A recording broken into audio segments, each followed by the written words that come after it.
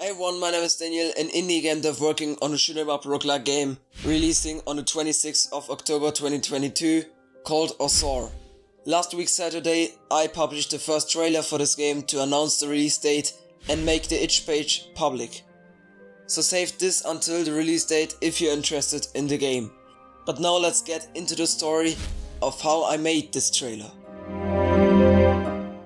I officially began on the 4th of July, which is quite a while ago, but I wanted to do it the right way since this is basically my first real trailer.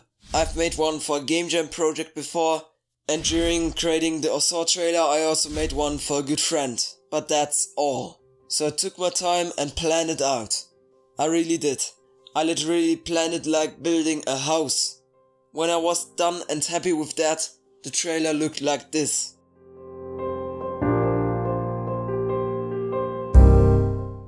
At this stage I didn't care about how dynamic, good looking or whatever the trailer was. I just wanted to have a base structure set so that I can later put game footage on top of that. By the way, this technique isn't my own, but I saw this in a video by Derek Liu, creator of trailers for games like Dead Cells, Noita, Firewatch and Spelunky. One thing I love about that is that I don't start editing with a completely empty timeline. I later even went one step further by adding screenshots on top of that. With that the trailer looked like this.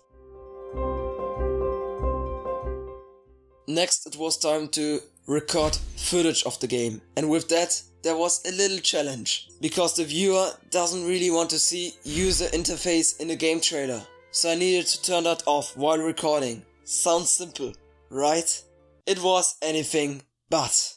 When setting up most of Osore's UI roughly a year ago, I obviously didn't think about being able to turn it off, as you don't need that to do for the gameplay. At this point I didn't think about making a trailer someday. This meant for me that I needed to turn off the visuals of the UI manually with quite important scripts running on the game objects of the UI, so I couldn't just deactivate the UI canvas. So after this long and even at times frustrating work done, the fun part comes. Choosing clips I could later put into the final trailer. I personally really like browsing through these 6 hours of recording I got. With screenshots and text descriptions on the timeline as a base, I always got a little vision of how a shot should end up looking. This was almost the same with the end result in most cases, but I later had a better thing in mind at times. After I edited the first third of the trailer with animated text, dynamic camera movement, etc., I now had to create one of the 2 story segments. The first one is the corruption of the soul, and the second is when the player, aka the soul, comes up to Xenos, the Lord of the Fears.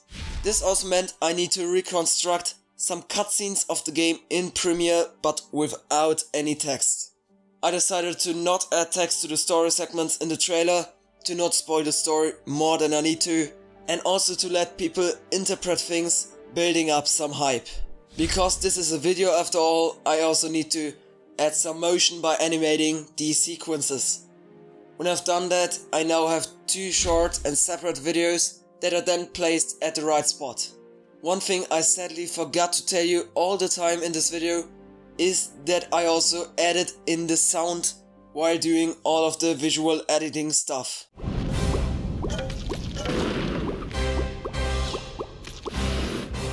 I'm a great fan when music kind of leads a game trailer, and to do that I added that in pretty early. Sounds are also a complete story on their own.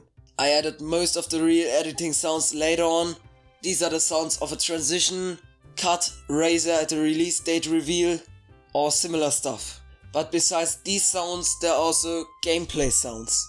This meant I needed to turn off the music in the recording, so I had just sound effects, and yes, it's the same story as with the UI. I hate it. And that's basically it with this trailer. There's nothing more different or interesting to it.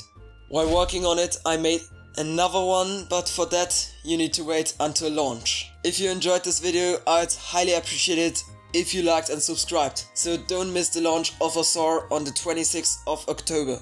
The link to the game page and trailer is down below. With that said, see you next time, cheers.